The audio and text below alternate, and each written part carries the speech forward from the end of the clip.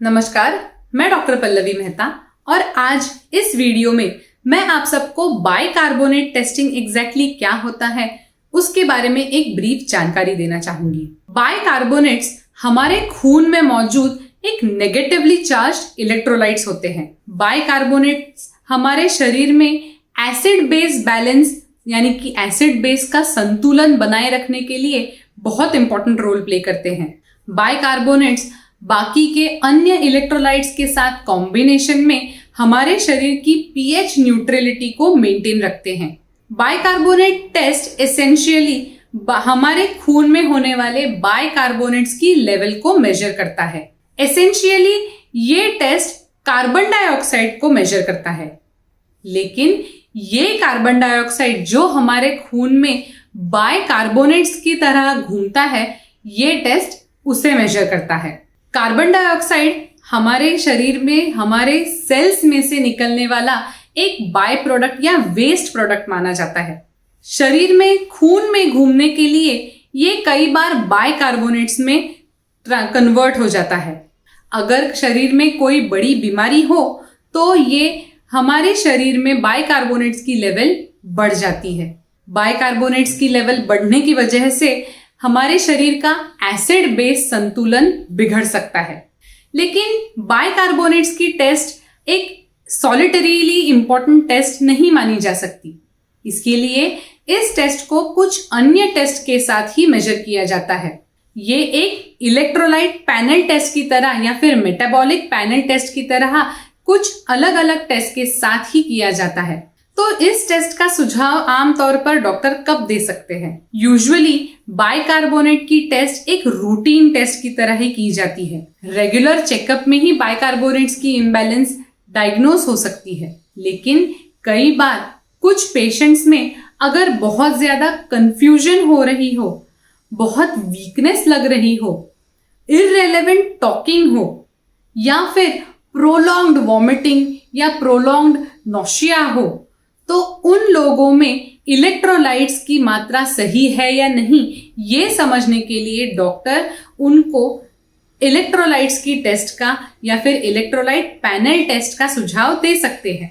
ये एक regular blood test होता है। हाथ की नसों में से ब्लड का थोड़ा सा सैंपल लिया जाता है और फिर इस सैंपल को लैब में प्रोसेस किया जाता है। इस खून के सैंपल में इलेक्ट्रोलाइट्स की लेवल मेजर की जाती है। ये एक रेगुलर टेस्ट होने के कारण इस टेस्ट के रिपोर्ट्स यूजुअली कुछ घंटों में मिल सकते हैं। ये टेस्ट करवाने के बाद आप अपनी रेगुलर एक्टिविटीज तुरंत रिज्यूम कर सकते हैं। हमारे लंग्स और हमारी किडनीज हमारे शरीर का एसिड बेस संतुलन मेंटेन करने के लिए बहुत इंपॉर्टेंट रोल प्ले करता है। लंग्स कार्बन डाइऑक्साइड को बाहर फेंकता है।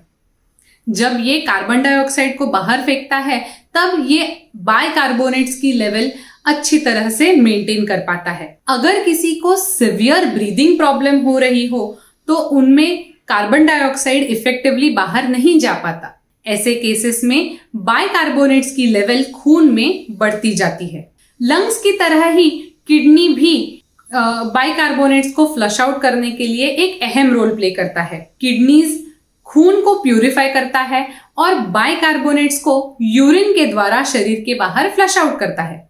ऐसे किडनीज भी हमारे शरीर का एसिड बेस संतुलन मेंटेन करने के लिए इंपॉर्टेंट रोल प्ले करता है। अगर किसी की किडनीज की फंक्शनिंग में प्रॉब्लम हो या फिर किडनीज में कोई बड़ी बीमारी हो तो वो इफेक्टिवली इन बाइकार्बोनेट्स को बाहर नहीं फ्लश आउट कर पाता। ऐसे केसेस में बाइकार्बोनेट्स की लेवल खून में बढ़ती जाती है और हमारा एसिड बेस संतुलन मेंटेन नहीं हो पाता।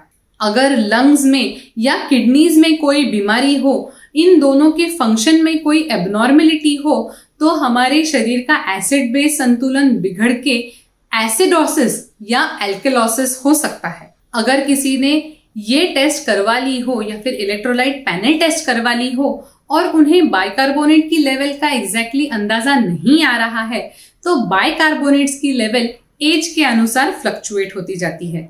एडल्ट्स में 23 टू 29 मिलीमोल्स पर लीटर नॉर्मल रेंज मानी जाती है। जैसे जैसे उम्र बढ़ती है वैसे ये नॉर्मल रेंज मार्जिनली इंक्रीज होती है। 60 साल की कम उम्र के लोगों में, यानी कि 60 साल की कम उम्र के बुजुर्गों में 23 to 31 मिलीमोल्स पर लीटर नॉर्मल रेंज माना जाता है। 90 इयर्स से कम उम्र के लोगों में 20 to 29 मिलीमोल्स पर लीटर एक नॉर्मल लेवल माना जाता है। अब कुछ कंडीशंस होती हैं जिनमें बाइकार्बोनेट की लेवल बहुत ज्यादा या बहुत कम हो सकती है। अगर किसी में बाइकार्बोनेट की लेवल बहुत कम है तो उसके कॉमन कारण हो सकते हैं, जैसे कि Edison's disease, kidney disorders, severe breathing problems, respiratory alkalosis.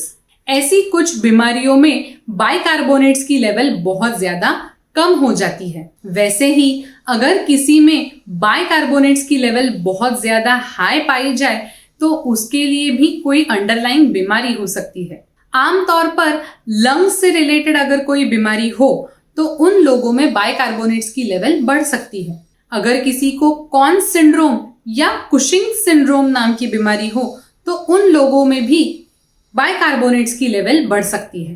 Prolonged vomiting, यानी कि कई दिनों तक अगर किसी को उल्टियां हो रही हो तो उन लोगों में भी बाइकार्बोनेट्स की लेवल बढ़ सकती है। अगर आपको बाइकार्बोनेट की लेवल जाननी हो या फिर आपको पूरी इलेक्ट्रोलाइट पैनल टेस्टिंग करवानी हो तो एक अच्छी और ऑथेंटिक लैब में से करवाएं। एक्यूरेट रिपोर्ट्स पाने के लिए किसी अच्छी ऑथेंटिक लैब का होना बहुत जरूरी होता है। साथ ही साथ अगर आपने अब तक हमारे इस चैनल को सब्सक्राइब नहीं किया हो तो तुरंत लाल कलर का बटन दबाएं और हमारे इस चैनल को सब्सक्राइब करें।